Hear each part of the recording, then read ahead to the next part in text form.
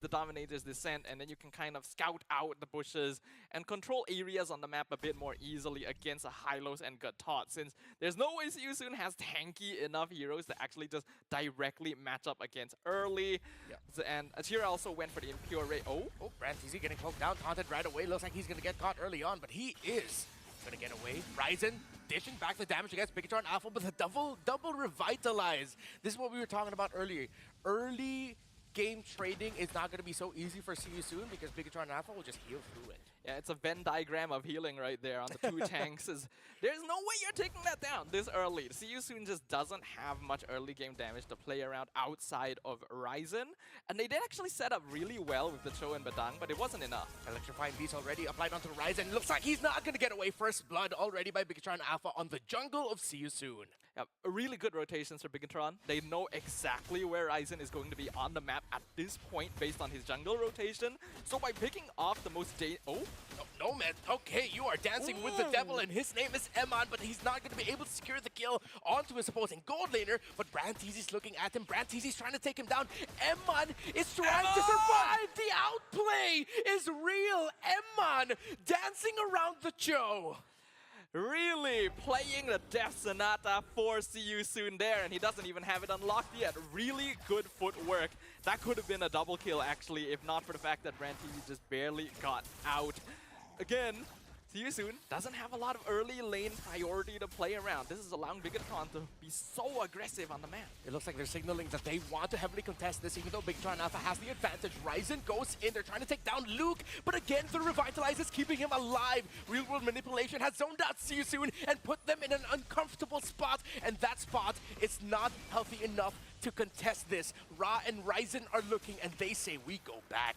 Yeah, I think that is the right choice. You no longer have the tools necessary. Ryzen was able to pick up a kill at least, but you can see how much difficulty Seosun is having in direct team fight situations. They gotta play more around pickoff right now due to the lack of DPS, while respecting the amount of healing that BIGETRON has with these revitalizes. It is so much easier for BIGETRON Alpha to play around the map right now with the presence they have in the Hylos and Gatot.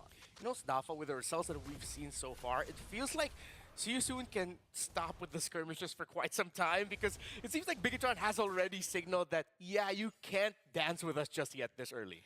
Yeah, the problem with Seosun's lineup is it's kind of a reactive response to what BIGETRON went for. They don't have the tools to make proactive plays themselves, because the player that needs to provide information on the map is also the only player they have for picking someone off, which is BRANTZ on this show. If he's scouting, he can't be ganking.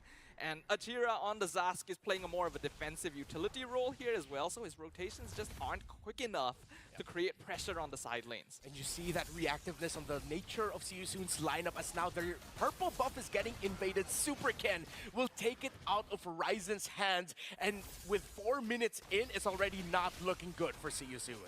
We've already seen this in the past games that Seosun has been playing. Their synergy is a little bit tricky in the early game, and BIGETRON is willing to just use resources to continue stealing away space and resources from their opponents here. Oh, bottom lane.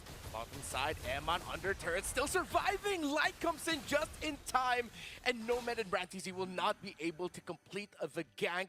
Brings out the Revitalize as well to bring Eman back to a healthier point, and he's gonna try to heal himself through the Beetle so that he doesn't need to leave lane. Even before his time with BIGETRON, Eman is no stranger to these sticky situations in the gold lane. His positioning, his footwork is clean. He knows exactly how far he needs to space from his opponents, and that is giving him so much advantage in lane. Even though Harif should actually be able to trade quite well against him, and even more buffs are being stolen. BRANTZ is going to be able to land the kick onto Eman, but the damage follow-up is not going to be there because it's way too far. The angle was too deep.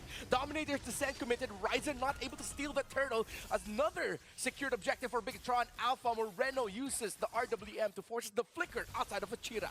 Yeah, that was a bit too greedy there. Nomad trying to go on Moreno, but again, not enough damage yet on the Harif. He needs his Holy Crystal, and Ryzen just finds Eman, finally putting an end to the Granger's dominance in the bot lane. Non-stop action. teams, both of them, just trying to find trades elsewhere. I gotta appreciate See You Soon. I didn't expect them to find a solo kill or a kill onto Emon in the bottom lane, yet they were able to get something for themselves. Despite the difficult start, Ryzen is actually leading against Super Ken. Maybe that comes from the fact that Super Ken's been joining a lot of these fights to supplement BIGETRON Alpha. Yeah, Ryzen is the only one that can really do too much in this early game, so it's expected that he'd be slightly ahead, but actually about 200 gold isn't that much of a difference, especially when you consider he kind of got a bit of a bounty from a 2-kill Emon earlier. So before this, he was notably behind Super Ken, actually. So BIGETRON still very much in control. That turtle fight was a bit too messy. I think Brand TZ really should not have committed the second phase of the Way of the Dragon. The angle was just wrong. He should have kept himself alive to try and stay in the fight. Oh, now here in the bottom lane, Emon is going to be taken down yet again. See You Soon has changed their point of focus, and that's 2 deaths in quick succession against the gold laner of BIGETRON Alpha. And if BTR are not careful and if they don't continue to find trades, then maybe See You Soon might just be able to turn this around. Yeah, focusing on the goal lane is a good idea here because BIGETRON is trying to play around Emon's lane advantage by just straight up beating no mid and mechanics so far. They've been able to get a very early tower though, and that's actually much more valuable for BIGETRON. That's why Emon was actually willing to trade his life. Oh, a kick by Brand TZ in the mid, and Brand TZ a bit too deep, but again, another kill for See You Soon, but this time it's for Reno. Emon is going to be able to get away scot-free. The ultimate of the high loss brought down, glorious pathway. Nietzsche with the knockback combo, not able to fully maximize it, but the crowd control is there, but the damage is not. But Ken is here with his own damage. Light with a knock-up. Point blank leads to a double kill for Super Ken. Under the tower, Emon got greedy, and he gets punished. Yeah, that was 100% greed from Emon. Did not need to commit that hard for the kill onto Achira there. BIGETRON still kind of come out on top, but they're losing a lot more than they need to considering the advantage they had. And couldn't convert it by taking a turtle and the buff and Brand TZ on top of it though. So BIGETRON still feeling pretty comfortable in their own shoes. I'll give it to Brand TZ. The man does not give up. No matter what gets thrown at him, at least he's trying. But maybe he tried just a little bit too hard on that one. There was nothing to defend, no one to back him up. That was an unnecessary death. Brand TZ thinking that there is nothing he can't Jeet Kun do, but that was a situation where he should Jeet Kun don't. So you gotta be a little bit more careful in these positions. You're really good at pickoff, but BIGETRON has a massive wall in their front line that you don't have the damage to break down yet. So vision control is your core. Well, Brand TZ, he strongly believes he can Jeet Kun do. Let's see, he's trying to do it again. And don't tell me you're gonna get caught.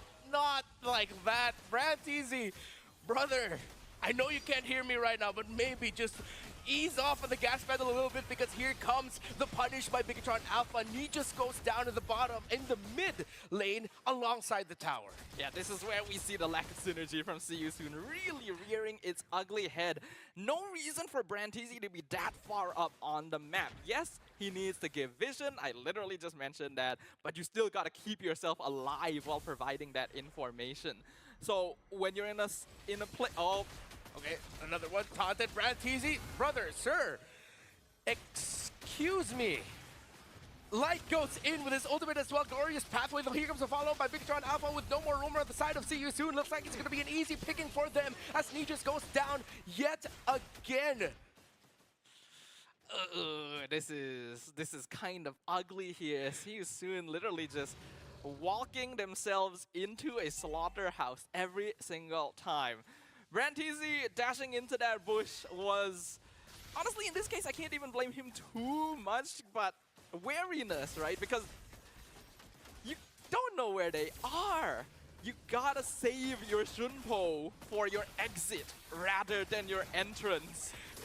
Exactly. It would be great to have it and at least already have the third activation of the Jeet Kun Do ready, so if ever you Shunpo in, you can get someone with the third activation of the Jeet Kun Do, a hero, and then it resets, then you can Shunpo out. But now let's see, he is still providing the vision, But what we were talking about earlier, the disparity between him and Eman. Achira, Eman trying to survive against Nomad. Here comes the entry of Light and the punishment of BIGETRON Alpha. A real-world manipulation by the Eve secures the kill onto the Harith. Nee just trying to survive as well. He just wanted to help, and he will not get taken down. But this looks dire for SYS as BTR and the Lord will march in with minions. See You Soon is falling apart. The synergy is all wrong. No reason for Nomad to be that far up trying to take the 1v1 against Eman when it's already been historically proven to not go that well. When your team isn't around to back you up or help you against a Gatot, no way you should be that far up in a lane. See You Soon are kind of operating as 5 individual brain cells rather than an actual synergistic team. On the other side, BIGETRON Alpha, their synergy is on point. This is the BIGETRON Alpha we were looking for yesterday. And now See You Soon are trying to find an opportunity, any chance for them to turn around, maybe punish, but the double revitalize is keeping Luke alive, but not long enough as Achira falls, or Achira will take him down, but that's going to be a kill onto Ryzen. That's 2 members of See You Soon dead, make that 3, a double kill for Eman.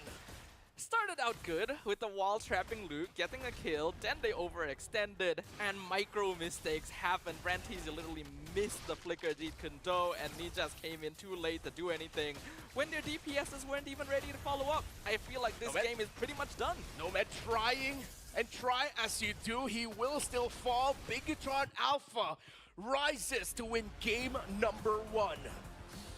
Yeah, that could have gone better.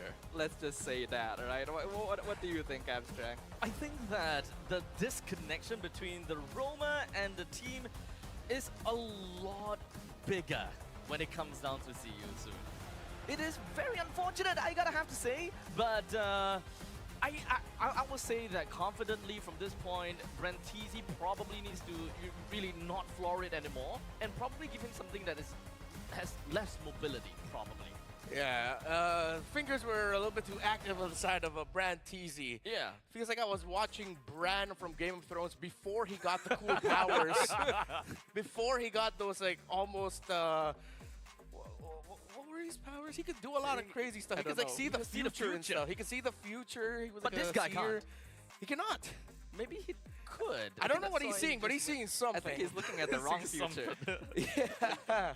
Oh, it is rough, definitely. With Branteezy total of 7 deaths to his name, is definitely racking up quite a bit. But BIGETRON Alpha, they always seize all of these opportunities and constantly just roll with it. It's like we are constantly just looking at See You Soon, just kind of throwing their bodies, and BIGETRON Alpha welcoming it at every single angle, and just like, okay, with every death that you make, we're taking one step further into your base. With a total of 17 kills for themselves and a total of 6 deaths all across the board for BIGETRON Alpha, it is definitely still an amazing run, an amazing show. Super Ken, the Wonder Jungler as the Joy, with a total of 4 kills, 0 death and 6 assists, with the highest amount of gold and economy for himself as well. Yeah, I mean, I think going into this game, we already knew that BTR straight up won in the draft. They've got a really nice scaling curve, early game damage, late game scaling. They've got strong front lines with double revitalize, and even team fight control with Moreno